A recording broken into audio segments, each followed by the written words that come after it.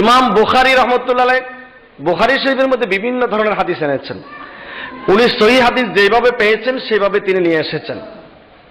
কোরআন শরীফে যেমন বিপরীতমুখী আয়াত আছে, ফাকতুলুল মুশরিকিন হাইসু ওয়াজাদতুমুহুম, ফাকতুলুল মুশরিকিন হাইসু ওয়াজাদতুমুহুম।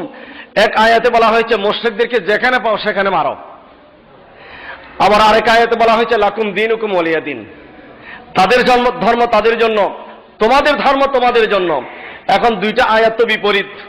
একটা হচ্ছে কাফেরদেরকে পেলেই মেরে ফেলো, আর একটাকে বলা হচ্ছে তাদের ধর্ম তাদের জন্য, তোমাদের ধর্ম তোমার জন্য। তো আমাকে বুঝতে হবে কোন আয়াত কখন কি জন্য নাজিল হয়েছে। এটার নাম হলো আসবাবুন নুজুল। মাদ্রাসার মধ্যে, বিশ্ববিদ্যালয়ের মধ্যে ইসলামিক স্টাডিজ ডিপার্টমেন্টে একটা কিতাব আছে, সেই কিতাবের মধ্যে উলুমুল কোরআন, উলুমুল কোরআনের মধ্যে এটা একটা গুরুত্বপূর্ণ সাবজেক্ট, আসবাবুন নুজুল। আমরা অনেকেই জানি শানে নজুল, শানে নজুল বুঝতে হবে। শানে নজুল না বুঝলে কিন্তু কোরআন শরীফ পরে অনেকে বিভ্রান্ত হয়ে যাবে। যেমন ইন্নামা আনা বাশারুম মিসলুকুম, এই আয়াত পরে অনেকে বেঈমান হয়ে গেছে। দলিল দিচ্ছে নবী তো আমাদের মতো মানুষ। বলে কিরকম, কেমনে? বলে কোরআন শরীফে আছে কি ইন্নামা আনা বাশারুম মিসলুকুম, আমি তোমাদের মতো মানুষ। এটা কেন নাজিল হয়েছে, এটা শানে নজুল যদি না জানি তাহলে তো বিভ্রান্ত হয়ে যাবে, নিজেও বিভ্রান্ত হবে, মানুষকে বিভ্রান্ত করবে। এটার শানে নজুল জানতে হবে। এটা কাফেরদের শানে নাজিল হয়েছিল। কাফেররা মনে করত যে রসুল এটা তো কিরকম হবে, এটা তো কোনো মানুষ হতে পারে না, এটা হবে আল্লাহ, এটা হবে অদৃশ্য একটা জগতের মানুষ। রসুল যিনি হবেন তিনি বাজার করতে পারবেন না, রসুল যিনি হবেন তিনি খাওয়া দাওয়া করতে পারবেন না, রসুল যিনি হবেন তিনি পোশাক পরতে পারবেন না। মা লিহাজার রসুল ইয়াকুলুত তাআম ওয়া ইয়ামশি ফিল আসওয়াক, ইনি কেমন রসুল যিনি চলাফেরা করেন, যিনি বাজারে চলাফেরা করেন, যিনি আমাদের মতো খাওয়া দাওয়া করেন, উনি বিয়ে শাদী করেন। এটা ছিল আপত্তিটা ছিল কাদের? কাফেরদের। তা আল্লাহ বলেন রসুল আপনি তাদেরকে বুঝিয়ে দিন যে আমি তোমাদের মতো মানুষ, আমি তোমাদের ভিতর থেকে এসেছি, আমি তোমাদের জন্য এসেছি, তোমাদেরকে হেদায়েত করার জন্য এসেছি। জোরে বলেন সুবহানাল্লাহ। এটা কাফেরদেরকে বোঝানোর জন্য, কাফেরদের প্রশ্নের জবাব দেওয়ার জন্য আমার নবীকে আল্লাহ নির্দেশ দিয়েছেন। এখন মুসলমান নামদারিরা সে আয়াতকে নিজেদের জন্য বানিয়ে নিচ্ছে, নবী আমাদের মতো।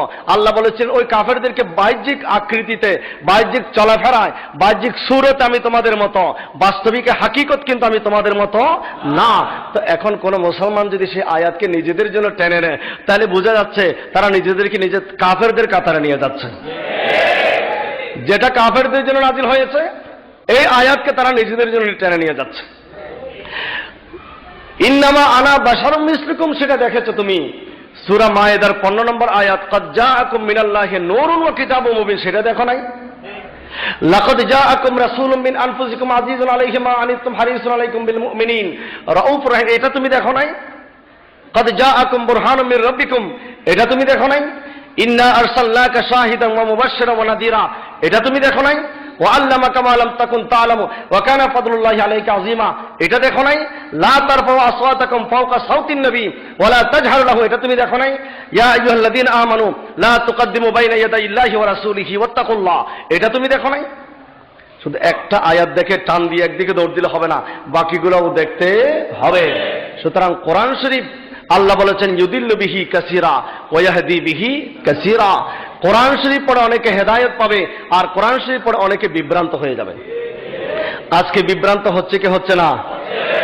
ওয়াস্তাগফিরুহুর তাফসীর করে নিজেও বিভ্রান্ত হয়ে গেল মওদুদি এবং তার অনুসারীদেরকেও বিভ্রান্ত করে ফেলল। বলে ওয়াস্তাগফিরু, আল্লাহ কেন ক্ষমা চাইতে বললেন?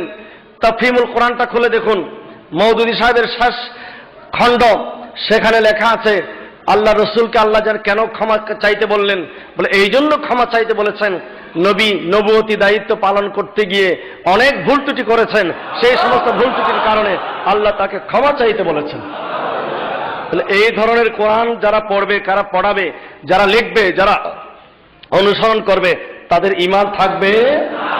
আমাদের নবীর জীবনে এমন কি ভুল আছে একটা দেখাতে পারবে কেউ? শুধু কোরআন পড়লে হবে না, কোরআন পড়ে অনেকে বিভ্রান্ত হয়ে যাচ্ছে। অত্যন্ত সতর্কতার সাথে কোরআন পড়তে হবে। কোরআনে কারীমের সূরা হলো আবাসা ওয়া তাওয়াল্লা, আছে না? আমপারার মধ্যে একটা সূরা আছে, সূরা আবাসা ওয়া তাওয়াল্লা আন জাআহুল আ'মা।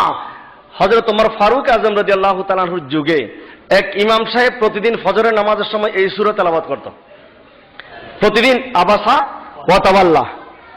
হযরত ওমর রাদিয়াল্লাহু আনহু বললেন, ইমাম সাহেব এদিকে আসেন। বলে, প্রতিদিন আপনি এই সূরা ছাড়া আর কোন সূরা পান না? আপনি প্রতিদিন এই সূরা কেন পড়েন? এখন সে তো আর কোনো আওয়াজ নেই। ওমর রাদিয়াল্লাহু আনহু তরবারি নিয়ে আসলেন, তরবারি এনে ওই ইমাম সাহেবের গর্দান দুই টুকরা করে দিলেন। এখন বলুন কেন এই কাজটা করলেন? ইমাম সাহেব তো খারাপ কাজ করে নাই, ইমামতি করেছেন, নামাজ পড়িয়েছেন, নামাজের মধ্যে কোরআন আয়াত তেলাওয়াত করলেন, কোরআনের বাহিরে তো করেন নাই, কোরআনের ভিতর থেকে তেলাওয়াত করেছেন। এরপর ওমর রাদিয়াল্লাহু তাআলা তাকে গর্দান দুই টুকরা কেন করে দিলেন? দেখা গেল সেই আসলে বাহ্যিকভাবে ইমাম, বাহ্যিকভাবে মৌলানা, বাহ্যিকভাবে মাথায় পাগড়ি, বাহ্যিক মুখে দাঁড়িয়ে আছে, ভিতরে সে মুনাফিক। কারণ কোরআন কারীমের মধ্যে অনেক সূরা আছে নবীর শানে, আমার রাসূল পাকের শানে, সেই সমস্ত আয়াত সে দেখলো না, সেই সমস্ত সূরা দেখলো না, শেষ পর্যন্ত সেই আবাসা ওয়া তাওয়াল্লা কেন খুঁজে নিল? এটাতে সেই বাহ্যিকভাবে দেখাতে চাচ্ছে এই আয়াতটা, এই সূরাটা নবীজির বিরুদ্ধে। জোরে বলো নাউযুবিল্লাহ। কোরআনে কারীমের কোন সূরা কি আমার রাসূলের বিরুদ্ধে আছে? কিন্তু ওই যে কুল ইন্নামা আনা বাশারুম মিসলুকুম, যেই আয়াতের মধ্যে নবীর শান বর্ণিত হয়েছে, সেই সমস্ত আয়াত তারা খুঁজে পায় না, যেগুলোতে টেনে আমাদের মতো বানানো যায়, আমাদের মতো দোষে গুণে মানুষ বানানো যায়, ওই সমস্ত আয়াতগুলো টেনে টেনে নিয়ে আসে। এটার নাম তাফসীর না, এটার নাম হচ্ছে ভ্রান্ত তাফসীর।